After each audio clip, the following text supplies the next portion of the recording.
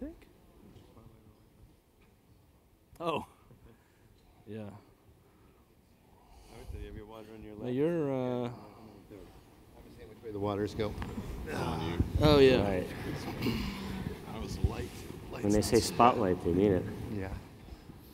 So did you fly in from San The Francisco? mics are on. I did. I thought they said our mics. You're were based from, there too, right? Yeah, I live in San Francisco. Okay. Right now. I'll talk with you after. Where can I put this? Right here. Are you flying back today? All right then. Yeah. Hello. Oh, Come on. hello. Hello.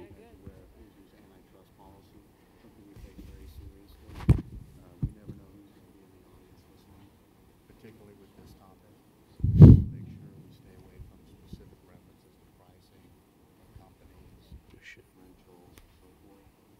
If you find yourself in a place where you're uncomfortable about it, just generalize or just move through it. If you see me jumping up and down, that means just maybe back out of it. I've already given Rob a hard time, so he seems okay. I've survived. Otherwise, have fun. Thanks for We ready? Thank you. We ready?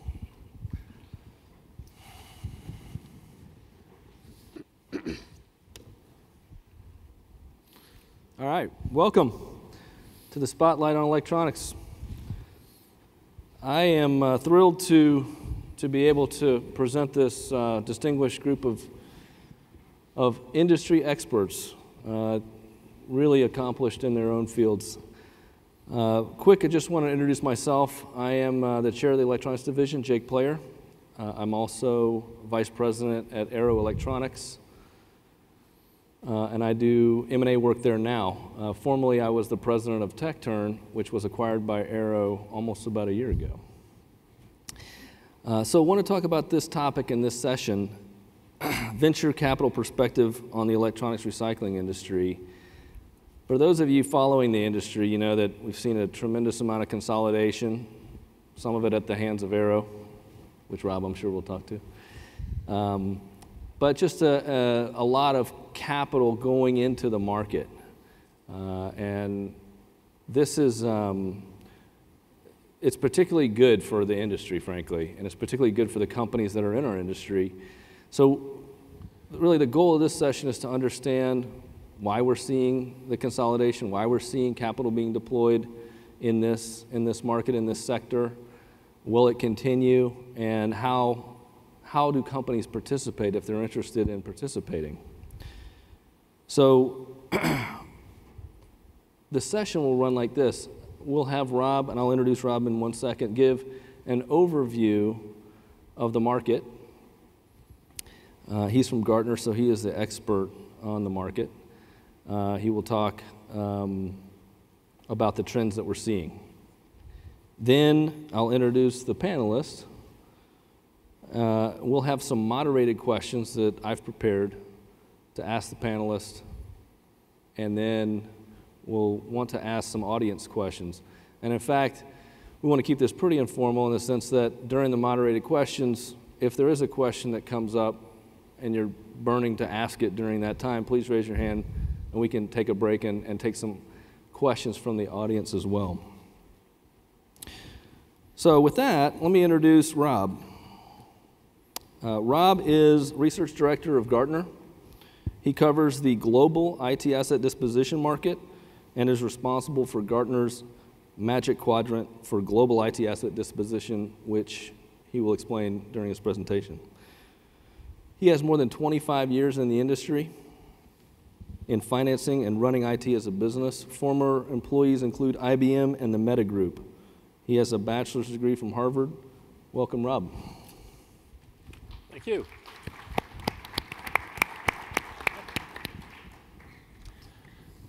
Here we go. Good morning. By the way, the folks standing in the back, there's plenty of room up here. No, I want to thank you for coming here, and I want to spend just a few moments up front here sort of setting the stage, if you will, and talking about IT asset disposition. The area that I cover within Gartner is this entire sort of soup to nuts asset disposition from the user perspective.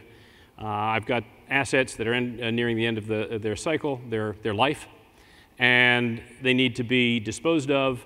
And it starts at actual decommissioning, software harvesting, packing them up, sending them off, chain of custody issues, and then getting to the actual facility, the asset disposition vendor's facility, and then either refurbished, remarketed, or in a growing number of cases, the actual recycling and demanufacturing of these assets. And I thought it'd be an interesting approach to look at this from the ultimate end user, which is to say the very large organizations that are all of our customers, and take a look at it from that perspective. And if you look at it from the end customer's view, you got some disconcerting stuff on the horizon here. And there are increasingly high risks for getting asset disposition wrong. I don't need to tell you guys that, but increasingly what we're seeing is, and I take hundreds of calls on this whole issue in any given year, what we're seeing is that this issue is definitely bubbling up into the executive levels, the C-suite, and even at the board. And it's no longer, what's it going to cost me to do this? What's the check I have to write? Or less realistically, what kind of checks can I get for my asset disposition? But more, how do I get the, minimize the risk that my company's name will not be in these types of headlines? And that's really the issue, because they're increasingly, and this is a global issue, needless to say, increasingly high risks for getting it wrong. But I would also argue that for folks in this room and for the industry in general, there are increasingly high risks, high rewards for getting it right. And by that I'm saying the risks that I just mentioned could be or should be viewed by folks in this room as an opportunity to say, if you're doing it right, the rewards for doing it right and being one of those vendors can be substantial. So a few, and again, at the end of the day, it's all about the brand risk. As I said, it's not necessarily what it's going to cost me to do it right, the checks I write each year, it's the brand risk of avoiding being in one of these headlines, which is obviously a very substantial issue. And the challenge increasingly is this is keeping C-level folks up at night. So let's do a quick market sizing. Gartner tracks markets in many different areas, and we have just recently shifted our tracking of the PC, desktop, laptop, mobile device into one single category. And as you see, it's a pretty robust shipment numbers here. These are 2010, 2016 for the various operating system environments that you see there on the right. And in this year, we're going to be approaching 2.5 billion devices shipped globally. If you look at that in as an installed base, again, over that time frame, you'll see that, again, in 2013, we're approaching 7 billion devices installed worldwide. These are non-trivial numbers. Now, clearly, the challenge here is a significant portion of this is on the consumer side, and the consumers are not, shall we say, known for being environmentally conscious and getting their systems, their devices out of the desk drawer and into the recycling chain. But if you add up if you do the math, you'll see that our projections for retirements of these devices, again, a little over 2 billion devices in this year alone that will need recycling. And I don't want to get your hopes up too great that there's going to be 2 billion coming into your chain there, but certainly this is the potential market. So it's certainly quite robust.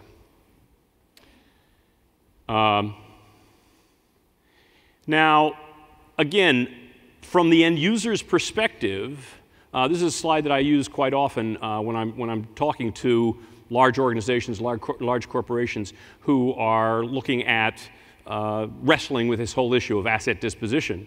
And too often you see that they have become complacent and used to receiving checks, not invoices, from their asset disposition vendor. And the point I make here is that if you look at the trends in the industry, to do asset disposition properly, to do it right, and again, to minimize the risk that your name is going to end up in those headlines, to do that right, both the numerator and the denominator of that cost-benefit equation are going the wrong way. Numerator being the recycling services that a lot of you folks provide. It's getting more and more costly due to regulation to do it properly. And then the denominator of refresh cycles, more and more assets are not going to the refurb remarketing channel, but are going into the recycling channel. So both of those, numerator, denominator, that entire equation is pointing to this is going to cost me something. But again, in the context of brand equity, it still remains a good value and something that's non-optional. Now, one of the key drivers of the costs in that numerator that I referred to, one of the key drivers for the cost of that, and I don't need to tell the folks in this room, are the global compliance regulations that are out there, and they're changing week to week, day to day, hour to hour almost. And it would be nice, you would think, that to have at least a somewhat unified, integrated system of compliance regulations, at least domestically, if not internationally. And of course, don't need to tell you guys, that's not the case.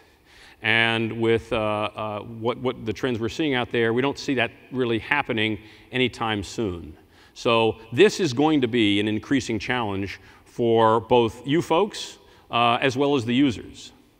But again, I think the perspective you want to think about on these issues that you guys are wrestling with every day, I think a very interesting perspective is this is also driving your end customers, the folks that I speak with, the Global 2000 organizations, to focus more and more on not just, okay, this asset's gone, I got to get rid of it, make it disappear, but doing it right. And a perception, an exquisite sensitivity, if you will, to the significant brand risks that are associated with this whole process. So I would look at these, the necessary evil, if you will, of regulations globally. I would argue that this ultimately, long term, strategically, is going to work to your advantage because it's going to have more and more folks looking for good, solid recyclers who do the right thing. Now, Jake mentioned the Magic Quadrant. We do a number of Magic Quadrants. And by the way, Magic Quadrant, not my favorite term. There's nothing magic about it. It is an inordinate amount of research effort that goes into it.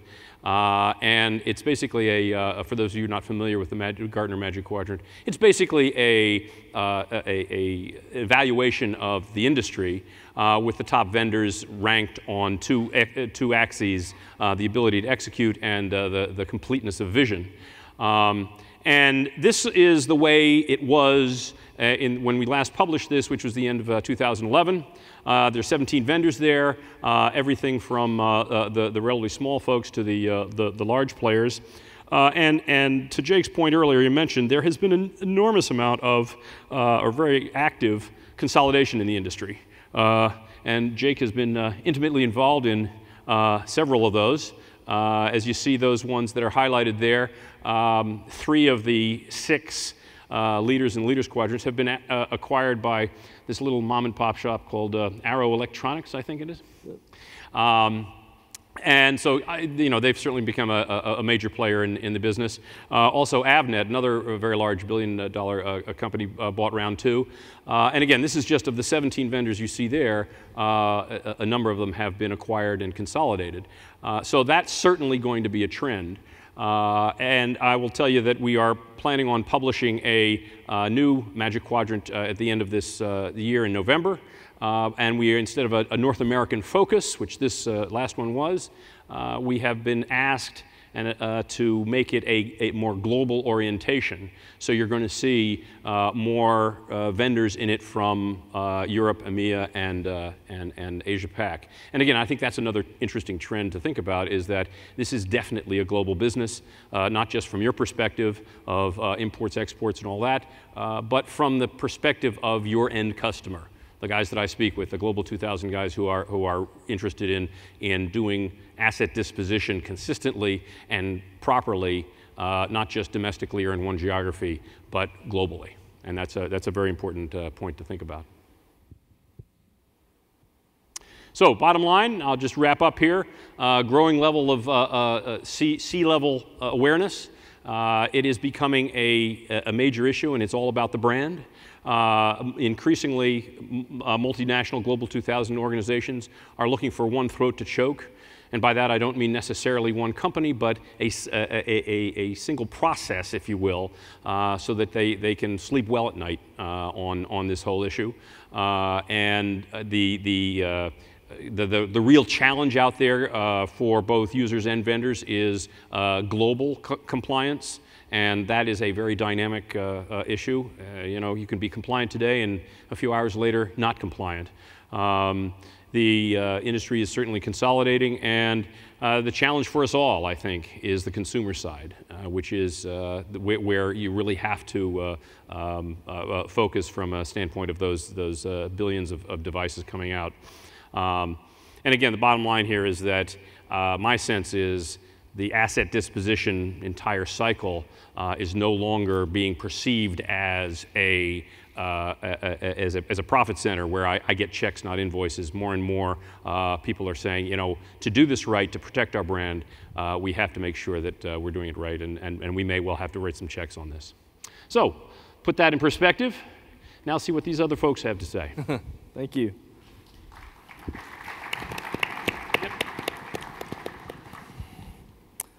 6 billion devices is the size of the market, so Give or take. our market share is pretty low.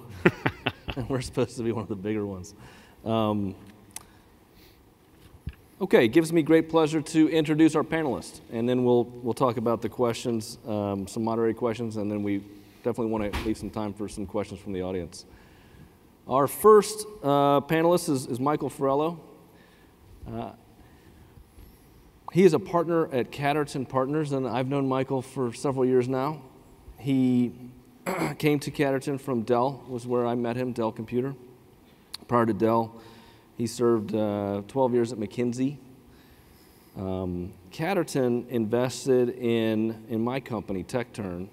Michael and I served on the board together, and so he has a strong affiliation with the industry through that investment. He has an MBA from Harvard and an undergraduate from Stanford. Our second panelist, Ben Gordon, is the founder and managing director of BG Strategic Advisors. Prior to that, Ben was the founder of 3Plex, which was an internet solution third-party logistic company that enabled third-party logistics companies, excuse me.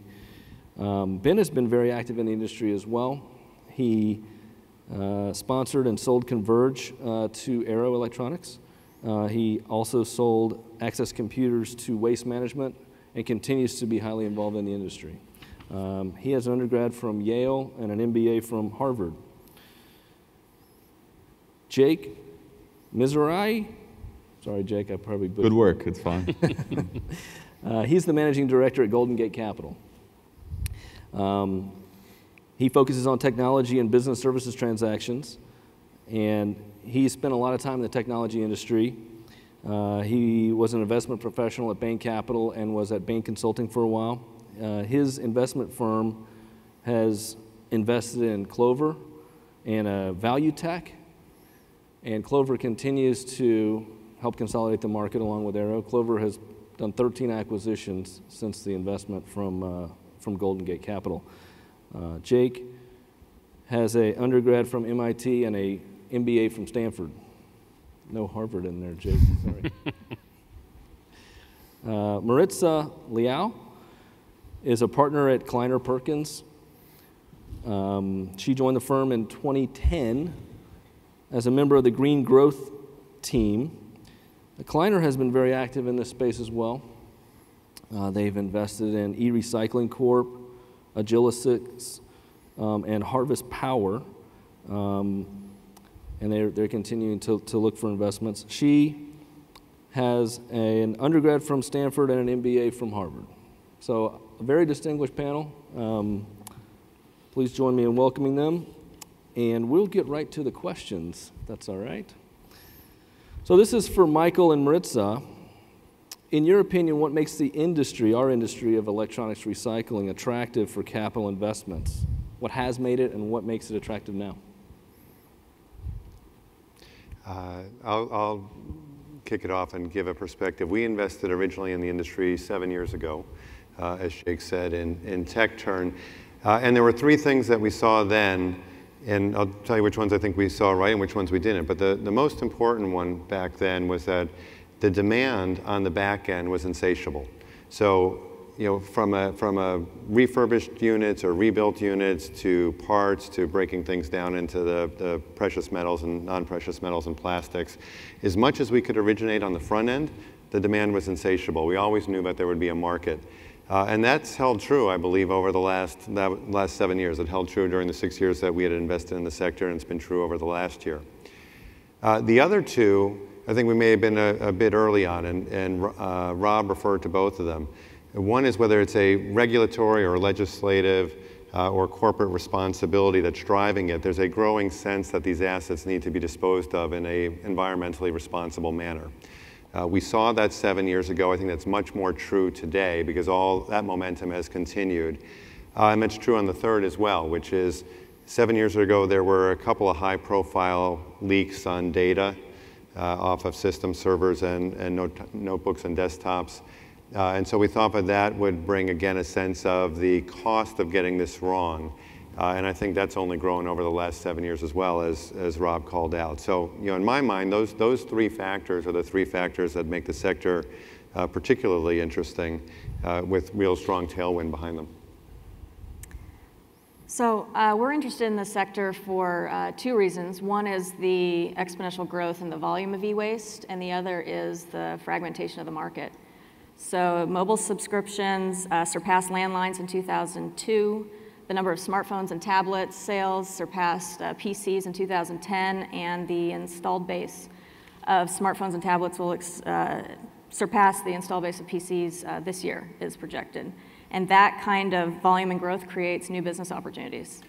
There's also a lot of value in these assets that are retired because they lack consumer appeal 2 or 3 years later, but they don't lack technological capabilities. So we're invested in the sector, as Jake mentioned, and really excited to participate in a way that is providing value directly to consumers, to the carrier, to the channels. And the continued interest for us is in exploring more opportunities in the downstream processing and the distribution, which continues to be highly fragmented, and probably opportunities for more efficiency. That's great, thank you. So next question is for Ben. Ben, if I'm a company owner, what are my options, strategic options? And what are the differences between the different types of capital I potentially could take on? You got angel funds, venture capital, or private equity. Explain some of those differences and what the options are. Sure. So I think you got to start by having a point of view about what's happening in the market right now. Out of a show of hands, how many people are in or running businesses in e-scrap today, or e-waste? A lot of hands. How many of you were in or running businesses in the e-waste arena 5 years ago? Okay, a fair amount. A lot of folks that weren't. In the deal business, as a friend of mine pointed out, 5 years ago, M&A in the e-waste arena was a lot like sex in high school. I said, what do you mean by that? He said, well, everybody's talking about it, but nobody's really doing it. I don't know if that was true or not for you in high school, but my observation is that whereas 5 years ago there was a lot of talk about deal activity, there hasn't been that much. Now there is a tremendous amount. Why is that, and what are your options? Well, first of all, why is that? You've got to have a point of view. In my view, this is a winner-take-all market, where increasingly a small number of companies will reap a disproportionate share of the benefits. You see this in other areas of the economy. Sports, for example. In Major League Baseball, the Yankees were just valued at $2.3 billion, but the median for the rest of Major League Baseball was less than $700 million, right? So less than 20% what the #1 guy is. In this market right now, you see a wave of M&A activity. I laughed when I saw the magic quadrant because, of course, Arrow has bought up, almost everybody in the upper right, and with the exception of IBM, HP, and Dell. And Dell's in play now. They're next. Yeah. You never know. So you have a handful of companies aggressively pursuing acquisitions. Arrow's bought, I think, 7 in the last 3 years. Avnet's bought several. Ingram Micro just bought Brightpoint. Jabil just bought Telmar. So there's a lot of activity, and therefore there is, in our view at BG Strategic Advisors, a desire to try to occupy the high ground in space right now. And if you believe that, then the question you have to ask is, what am I going to do about it? We see people coming in from 4 different directions. There are the electronic distributors, like Arrow and Avnet and Ingram Micro. There are reverse logistics companies like Genco, which bought ATC Logistics and New Breed. There are the waste companies, Waste Management, Sims, and others. And then there are the contract manufacturers, Jabil, Flextronics, and others. Not all of those have come in an aggressive way yet, but we think they will. So if you believe that this is a winner-take-all market, if you believe that a handful of guys will reap the majority of the benefit, and if you believe that there are big companies allocating hundreds of millions of dollars for acquisitions, then that comes back to the question that Jake asked, which is, what do you do? Well, you could choose to do nothing, and that's, in my view, always an option, but not a very appealing one compared to the fact that the big guys in this market are going to be moving faster, and you're going to find yourself ultimately competing for a smaller space. Your second option is you could be pursuing organic growth aggressively, and of course, we all want to do that, and we all should be doing that. But again, when you've got other larger companies pouring in capital behind generally smart teams, that's, again, a prescription for falling behind the market. A third option is you could choose to bring in capital. Well, that's certainly relevant to the topic of today, and you could look at several options. You could look at self-financing, and that's fine, but that's limited to, of course, your own resources. You could look at bringing in kind of friends and family capital, but again, that's generally a small pool. You could look at bringing in venture capital, which generally is appropriate if you're small, early stage, and growing. But venture capital really tends to go after businesses with truly proprietary ideas and great technologies, and that's a very small subset of the universe, and also more appropriate for, generally speaking, for startups or early stage, although growth capital may be a part of what other smart venture firms like Kleiner are moving towards. Next, you can look at growth capital, which most often comes from private equity. And if you're looking at pursuing acquisitions of companies your size or larger, that's clearly the way to do it. And there are plenty of firms that are good options for that, whether it's Golden Gate or Caterton or otherwise. Fourth, you could look at outright merging. You could say, you know what, I think I'm going to get there faster if I team up with 1 or 2 other great companies in my arena. And of course, that merger scenario has been tried in some cases successfully, in some cases unsuccessfully. The Integra story, which is really a consolidation that hit the rocks and then bounced back, is one example of that. What Clover's been doing, certainly with Golden Gate's backing, is a great example of whether you'd call it serial acquire or merger. They're kind of different flavors, but ultimately that's been about a very aggressive growth story that's been very successful, and Jake can tell you about that. And finally, you can say, you know what, I'd rather sell, and selling might be a good idea if I believe that the competitive dynamics are getting tougher and tougher. I built a good business. I can realize an attractive value for it today. I've got lots of good, compelling buyers. And now's a good stage in the market cycle to take advantage of that. I'll tell you, when I advised companies that were potential sellers in 2008, 9, and 10, we were at the other end of the spectrum. Anybody that wanted to sell then, by and large, would find that their value would be impaired relative to what they remembered being worth in 2005, 6, and 7. Well, we're now at a point in the cycle where companies have generally had 3-4 years of growth. The market's been favorable, lots of buyers, lots of activity, and so certainly for lots of companies that last option is attractive. But I guess my view is at the end of the day, whether it's venture capital, growth capital, merger, or sale, the main thing I would say is pick a strategy. Don't just sit back while the market moves by. Pick a strategy, decide where you want to go, and put yourself in a position where you can be one of the winners in what we believe will ultimately be a winner-take-all market. Thank you. That was excellent. I'm going to pause right there and ask the audience if there's any questions before we get into any more of the moderated questions. Yeah. At the show, the ISRI show a couple years ago, or maybe it was last year, Canaccord Genuity said our industry's growing at 20%. Probably most of the folks in this room are probably doing that or better. From the perspective of looking at different options, from what we understand, there's a financial buyer and there's a strategic buyer. I think you guys represent more on the financial investor, if I've got the terminology right. Could you talk about the advantages of one versus the other? Financial versus strategic? Sure. Go ahead, Ben. So from the standpoint of financial buyer versus strategic buyer, first of all, so everybody's on the same page in terms of the language. Financial buyer would be a private equity firm, typically acquiring a control stake in the business. Strategic buyer, somebody in the industry.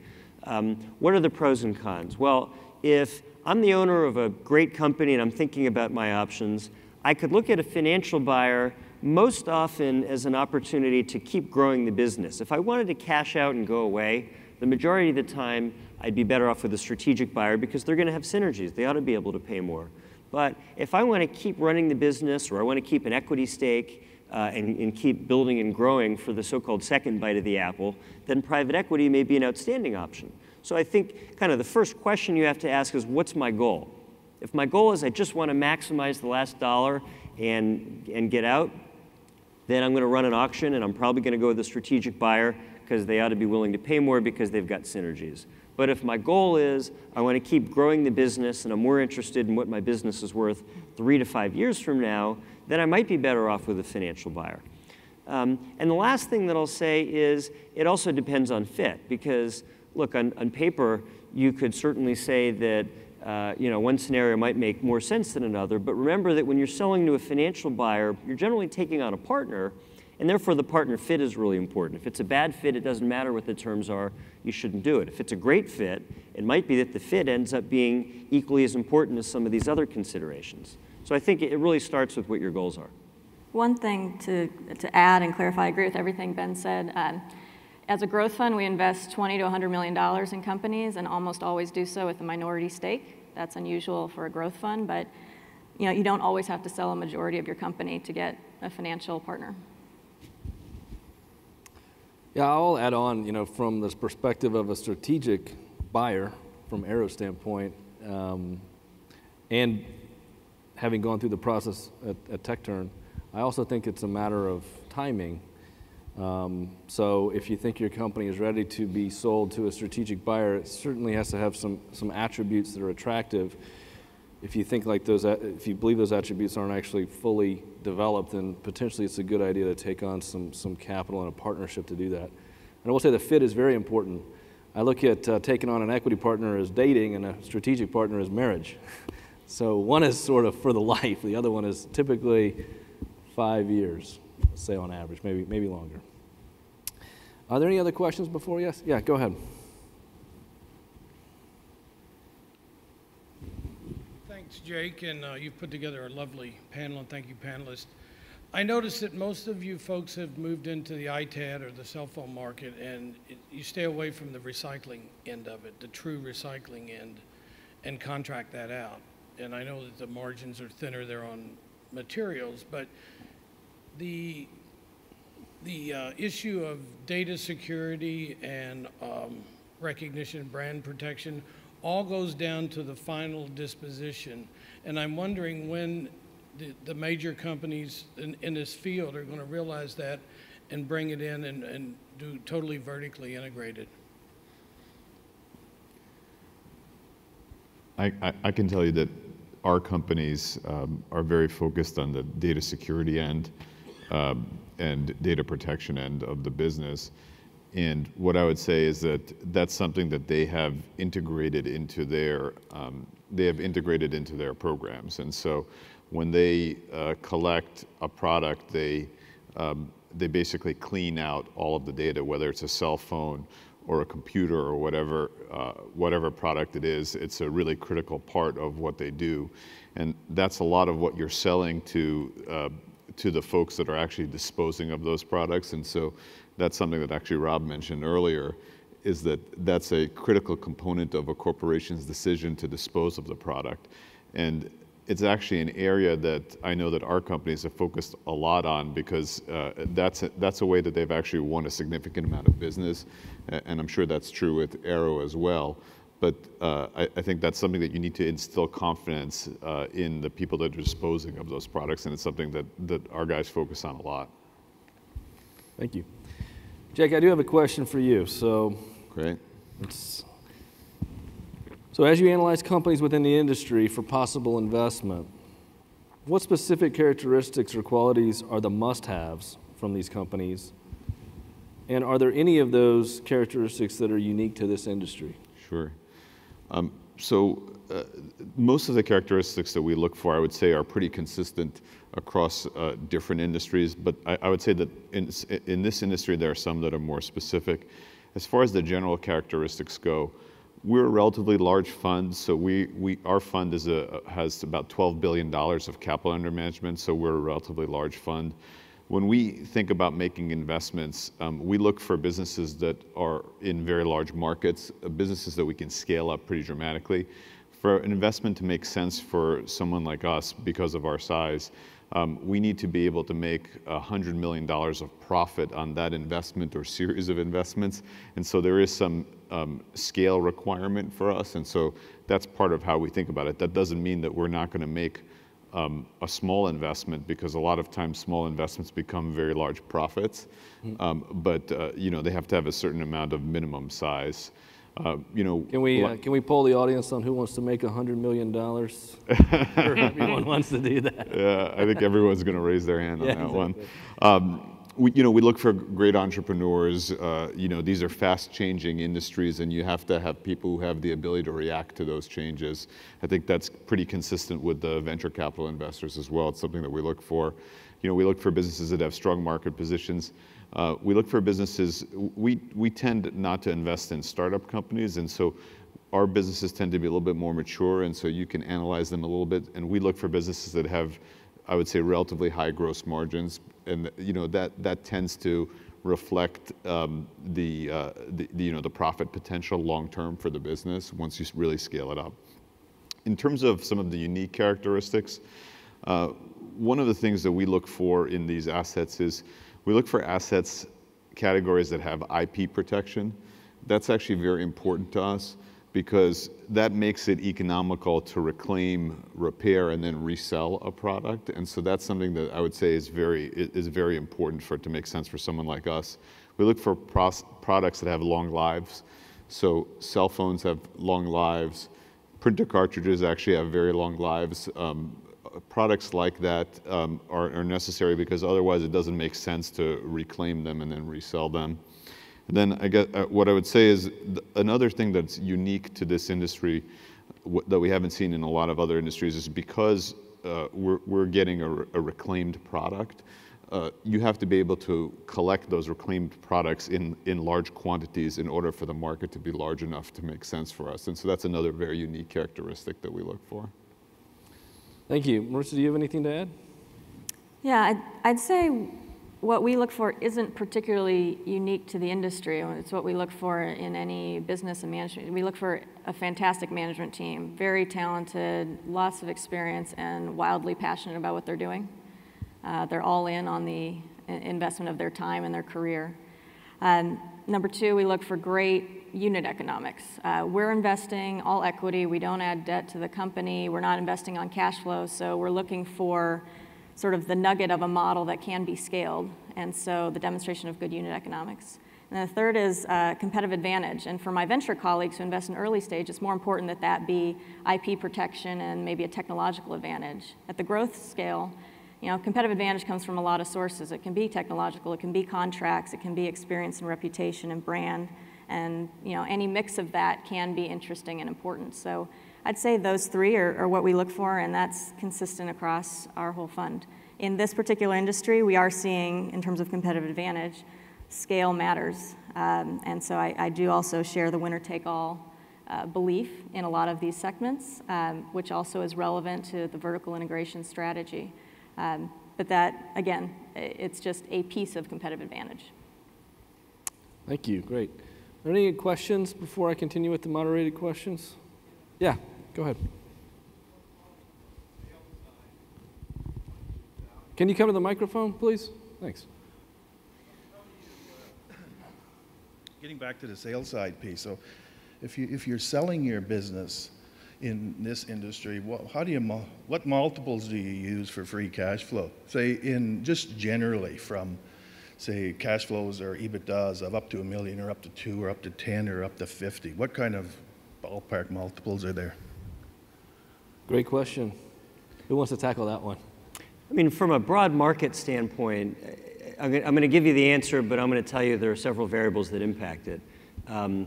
Depends on how big you are. Bigger, larger companies, more EBITDA, more scarcity, more differentiation, better unit economics, better competitive advantage.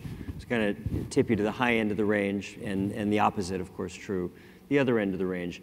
If you're looking at a company that's doing, say, 5 to 10 million of EBITDA, that's got industry average growth somewhere in the 10 to 20% range, let's say, with decent competitive advantage.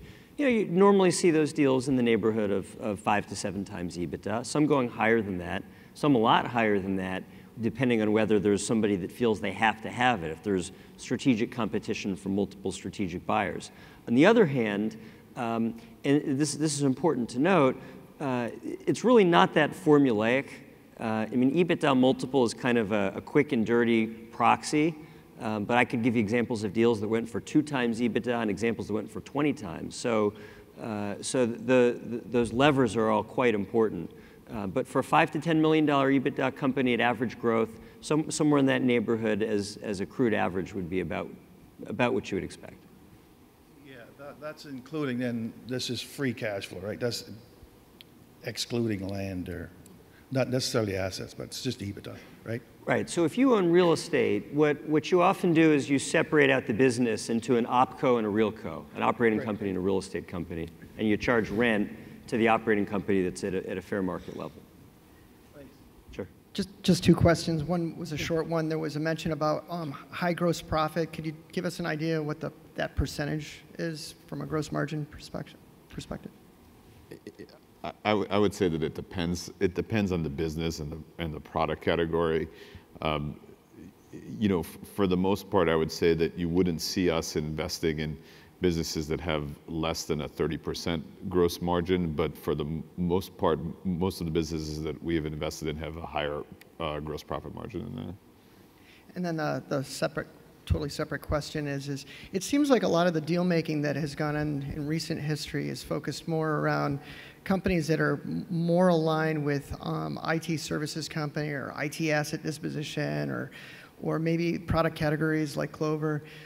Do you think that there's a future in terms of investments in different subcategories, like more on the processing side versus on the IT professional services side? Do you think that there'll be more funds flowing towards that where it's much more CapEx intensive? Yeah, I can take that. It's a scale question. So the answer is yes. And if you talk to the big contract manufacturers, they're all interested in the processing side. But the question they all have is, when is it going to be big enough to move the needle? Right? If I'm a multi-billion-dollar contract manufacturer like a Flextronics or a Jabil or any number of others, the processing side of this market is so small compared with the magnitude of those businesses that there just hasn't been a lot of demand. So I think it's a timing question. As that segment of the market matures, gets bigger, you'll see that. I think the reason why you've seen more deal activity in ITAD, right, IT asset disposition, and all these acquisitions that Arrow and Avnet and others have done, is because that market has tended to be a little bit more mature. It's gotten a little bit larger. I mean, you see more companies in the kind of $5 to $15 million EBITDA range. There's also a perception that that's been a strategic place to be, because if you control the asset management, maybe you can control the downstream activities. And I think all that's true. But I also think that at some point the game will shift to some of those other segments. It's just a question of market maturity. as far as the needle, is that a $100 million company with 10 million EBITDA? First part of the question, and then therefore, would the back end of the process, would that be considered early stage as far as, seed capital to expand multiple locations where you have one and you want more CapEx to do multiple locations? So, Okay, so let me make sure I understand the question. So the first part is, how big is the business to move the needle for one of those contract manufacturing examples? yes. So yeah, look, I think somewhere in that ballpark is right. I mean, if you assume that a lot of the big contract manufacturers are multi-billion-dollar businesses, anything less than a $100 million top line or 10 million EBITDA business is going to be too small to be interesting enough to move the needle. There are other people that could be buyers in processing, but those are the guys that at some point will make the bigger move. And then, would you mind repeating the second question? And then the second part is that certainly the back-end processing is more CapEx intensive for the processing equipment, things like that. And there's a handful out in the industry that truly have, the larger infrastructure. From a financial investor, is there an opportunity, or do you think there will be an opportunity for investing in that kind of operation to build up more, capital infrastructure? I can take that one. So I'm most interested in processing from a strategic standpoint, so not so much as a standalone business, but if you control the processing, do you have better visibility and better relationships in the downstream distribution of these assets, and do you better inform how you collect and price these assets coming into the funnel? I think there's been a mad rush to control the supply and the feedstock, so to speak, for e-waste, and that's important, and that's still fragmented.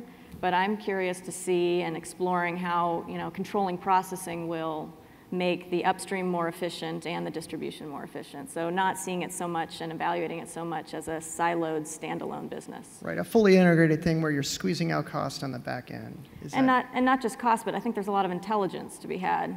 This is inventory that depreciates quickly, pricing changes quickly. You need to be smart, informed about how to price and move that inventory very quickly, and then do so in a really responsible manner so that you keep your supply contracts in place because you're disposing of the assets or repurposing them really responsibly. Okay, great. This next question is for Michael and Maritza. So what should company owners expect when partnering with private investment firms? What do you expect from the owners and the management teams? I should start by saying it made me nervous when you said that you view the private equity investments more as just dating, because we kind of viewed it as a bigger commitment. Well, I was actually sorry. I was glad that you didn't answer the characteristics of how you invested in the company, because you would have started with a weak management teams. That's right. I would say two things. The first expectation, and I think it should be a shared expectation, is just a sense of alignment at the time of the investment. We spend an inordinate amount of time during our diligence, and I'm sure your investor colleagues do the same thing, which is to say, make sure we know what we're shooting for, that there should be no mystery the day after the money comes into the company around where you're trying to take the business. And that there's a real sense of alignment, what the next 3 to 5 years should look like and what the priorities are, so that you can actually get started when that capital infusion comes.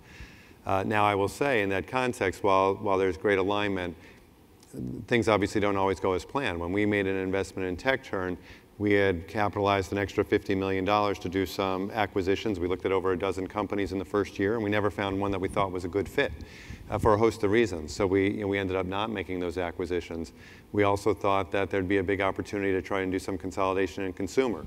And as Rob called out, that continues to be a terribly difficult part of the inflow of making sure that there are adequate collection points. And we did a partnership with Walmart. That was a big partnership, but didn't go as planned. So there's, but having the alignment, but it's not going to be linear. There are going to be things that go wrong along the way, which to me is the second key point, is that there's real transparency. And from the investment side and from the board side, the single most important thing that we get from the executive teams is a honest, candid dialogue, that there's real transparency, so that when things aren't going as anticipated, we can collectively problem solve around that. And make sure that we can help bring resources to bear or give access to things that the companies may not otherwise have access to. I think that openness to advice and guidance and help and assistance is really important, because if you just need money, you know, our capital's expensive. We aren't levering it and so forth. So I agree with Michael. We kind of start the relationship all sort of agreeing on the same path forward, and because we usually take a minority stake, you know, we're not going to make unilateral decisions, you know, down the road, and so we have to kind of have a shared philosophy about, you know, how to direct and run the business, and ultimately it's your business. So again, we make a real big commitment at that day of investment that we're a great team and we can work together. So that's the expectation, and hopefully both sides are really open-minded to work together and improve the business. That's it. I'll give you my perspective on this from the other side of it as far as what to expect, because I went through it. Besides late nights, I would say that all equity firms are not created equally, so be careful. You know, the thing that you should really think about is how can the equity firm help the company in a unique fashion. So whether that's access to new markets, access to customers. We spend a lot of time thinking about contacts. I mean, down to that level as far as who knows who within retailers, within Fortune 500 accounts. How do we get connected? How do we make this work? And it really is a partnership for those years that the equity is invested. So it is something that's not to be taken lightly. It's an important decision for the company. So I have one more question, but before I get there, any other questions from the audience? And then we'll have time for questions at the end as well. Okay. So Ben and Jake, what is the end game for companies?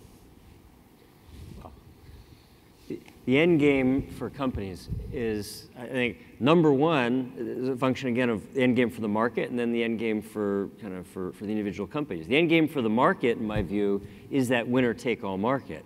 And if you agree with that, then the end game for the companies is you're in one of two buckets. You're either one of the handful of winners or you're not. If you're one of the handful of winners, it probably means that you figured out how to take something proprietary and then really expand it. The reality is there are not that many proprietary businesses or proprietary ideas anywhere in the economy, right? I mean, you think about it, most companies are, by definition, average. So there's a great, the so-called Lake Wobegon effect that Garrison Kaler talked about, where everybody was above average. It's not possible.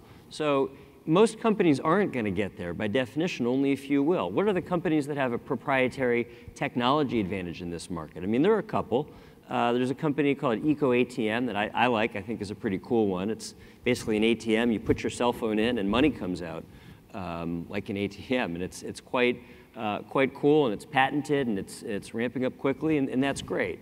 But if I'm doing processing, or I'm doing ITAD, or I'm doing end-of-life recycling, and I think I'm doing a great job, but maybe I'm only doing it a little bit better than the next guy, that's probably not enough to be able to be one of those handful of 2 or 3 big winners. So I either have something really proprietary that I can scale up, or maybe I'm figuring out how to create superior scale and benefiting from that, and I'm the first to create a full national network, whether it's in ITAD or in another area, and that can create a lot of value.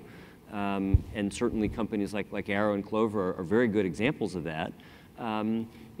Or I might simply decide to sell to or merge to one of those companies. But in my view, if I'm not doing one of those 3 things, I'm probably not going to be one of the big winners in the winner-take-all market. So my end game is either to do something to align myself with one of the big winners, to be the big winner or to be a part of it, or conversely, to figure out, if I'm not willing to put up the capital and do the work and figure out how to differentiate at that level, then I probably shouldn't be playing that game, and I probably should be figuring out my exit strategy. So one way or the other, if it's a winner-take-all market, I got to be one of the few winners, or I should figure out an exit. I mean, I guess I would agree with that. I think that in most markets, there's always a place for some smaller, very specialized players, and I think in a lot of these markets, there are going to also be opportunities for that. But for the most part, I think in all the kind of product segments that we've talked about here, scale is really critical. What we found with companies is that we've had a lot of success helping small companies scale up dramatically, because this is an industry where they're almost always capital constrained. It's not always capital like CapEx constrained. Sometimes it's working capital constrained. You know, if you're talking about a company that's buying cell phones, they need the capital to actually pay for the cell phone up front, and that really impacts their growth rate in terms of how much capital they have to do that. And so we've had a lot of success helping companies scale up by providing them capital, but also providing them infrastructure. And so you guys talked a little bit about one of our portfolio companies, Clover Technologies. That business has done 13 acquisitions. What Clover's been able to do is it's been able to help provide capital and infrastructure for some of these other businesses. And so those companies that are kind of part of the Clover umbrella have been able to scale up dramatically because they've had the capital and the logistics infrastructure, the repair infrastructure, and the distribution infrastructure that's allowed them to scale the businesses up. And I think it's a critical thing for a small business to be able to have access to those resources. It's great, thank you. Well, now we want to open it up to questions for Rob, myself, or any of the panelists. Anybody have any questions for us?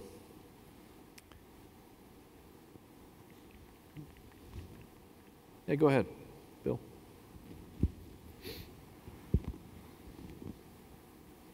Those of us in the electronics recycling industry for many years have been focused on standard devices, computers, basically.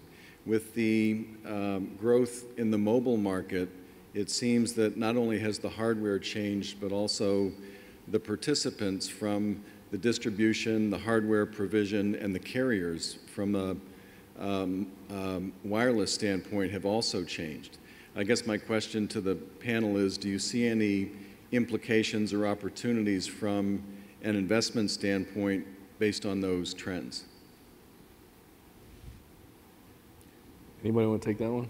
I mean, I think that it's just created even more growth in the market, and so it's made the market even more attractive. I think that the computer end markets and the wireless end markets have kind of converged with each other, and you know, and so I actually think it's improved the market opportunity. I think that the PC market has become a lot more mature, and so that there's probably you know, maybe less profit per unit in that market, and the growth of wireless and these new devices like iPads have created more, you know, more gross margin per unit, I think, in the market, and so I think it's made it a more attractive market.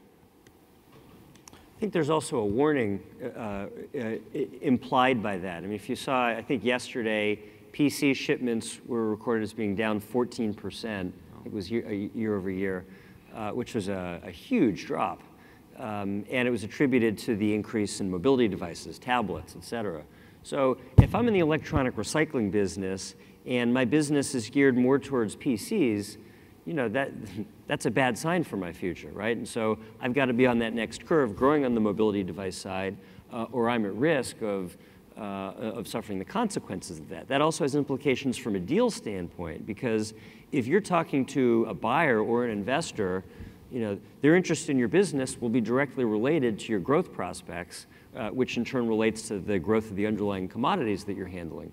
So, and again, this comes back to the question of market timing. Right now, market activity has been quite strong for businesses that are overexposed to PCs and that are likely to see slower growth or even negative growth. You know, I think the shoe will be on the other foot. So, you know, there are significant implications for what your business mix and resulting deal feasibility looks like. Yeah, I also think that there's big implications for the access to those devices. So a lot of that's bring your own device. And so trying to get those devices out of the ecosystem, if you will, is, I don't know that model has necessarily been completely cracked. I think it's to the consumer approach that, Rob, you were talking about. Another interesting aspect to that also is the refresh cycles are a lot faster in the mobile devices, smartphones, tablets, Apple coming out with things in less than a year. And not that most companies refresh every year, but certainly the average refresh cycle for desktops is up in the 4.6 years or so, and laptops are 3.7 years or whatever. A lot faster for these other devices, so there's going to be a churn rate that's going to be accelerated in these new systems. Yeah, and I'll add to it, and it may be an obvious point to people in the audience, because I know a lot of you are living with the issue, but if I step back and over just a 5-year period in TechTurn, we had to manage through transitions of CRTs to flat screens, from desktops to notebooks, and then to tablets, from servers to blades. I mean, there was an incredible amount of transition in only a 5-year period.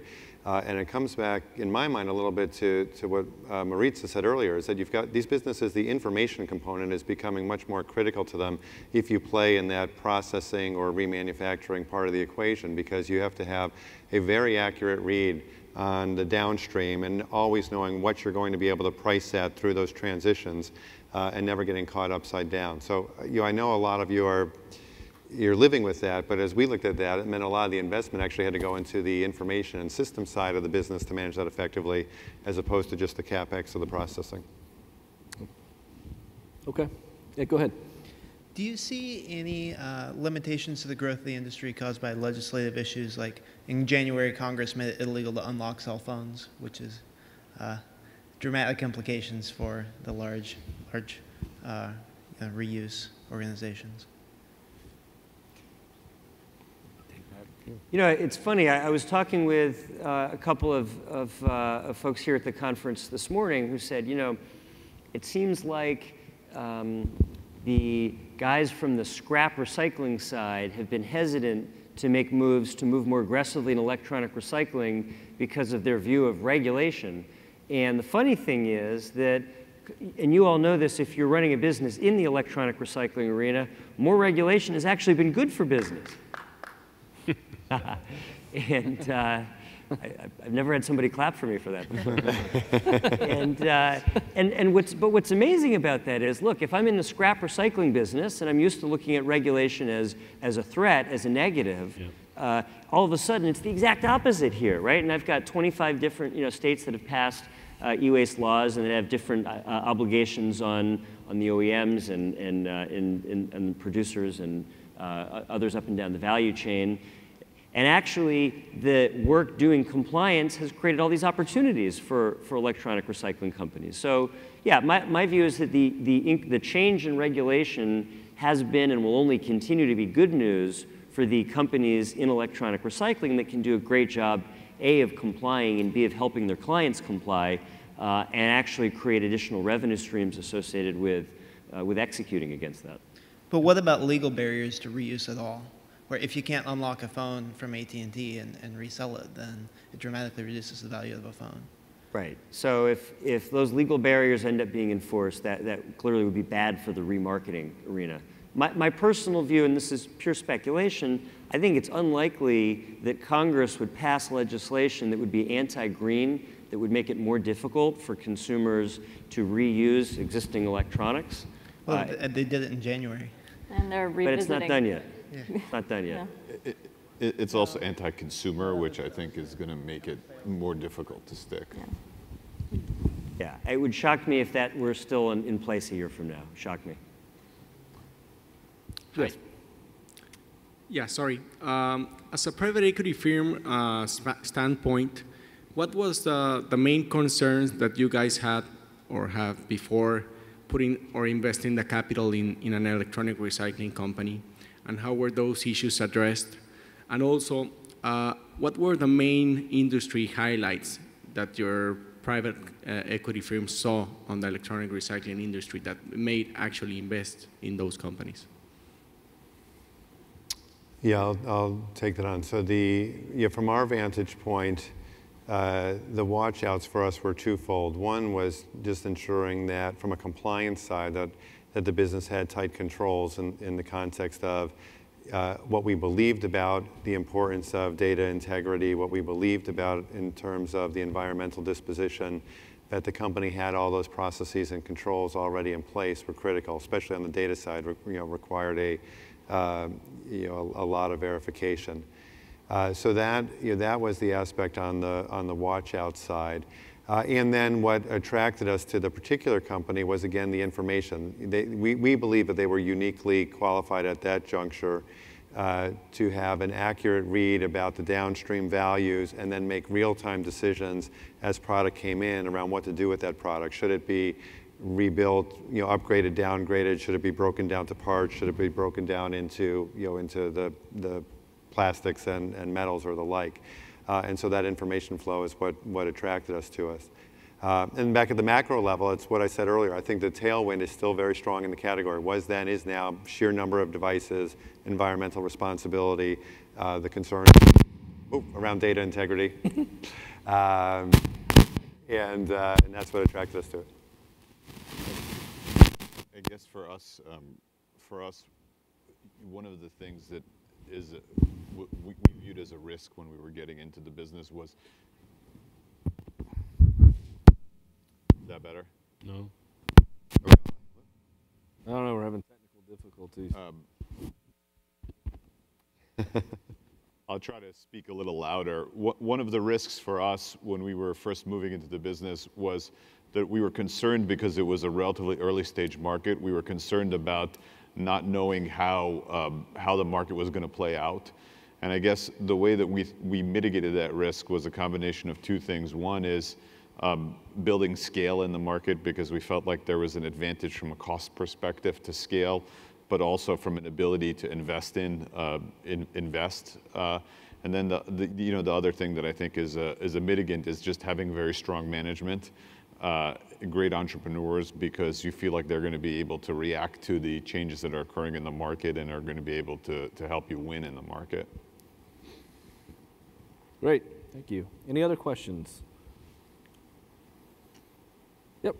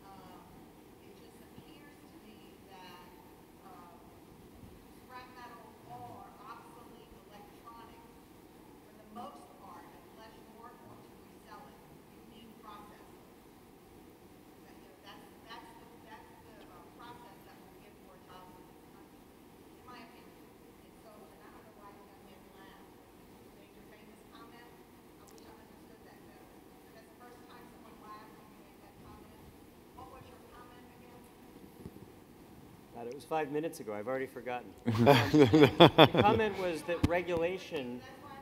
The comment was that regulation, which has been viewed as a burden in most industries, has been viewed as a boon in the electronic recycling industry, because the compliance with regulation has spawned a whole new profit center for electronic recycling companies.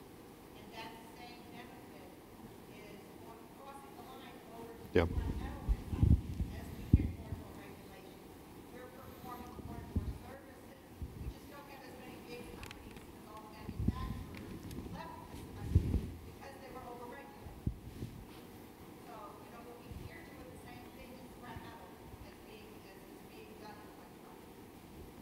Just need to figure out how to charge for it. Mm. So, I'm just saying, I don't see the big, Okay, thank you. Any other questions? All right, if there are no other questions, I'd like to thank the panelists very much for your time, answers. Good. And Rob, thank you very much. Thank you. We'll break.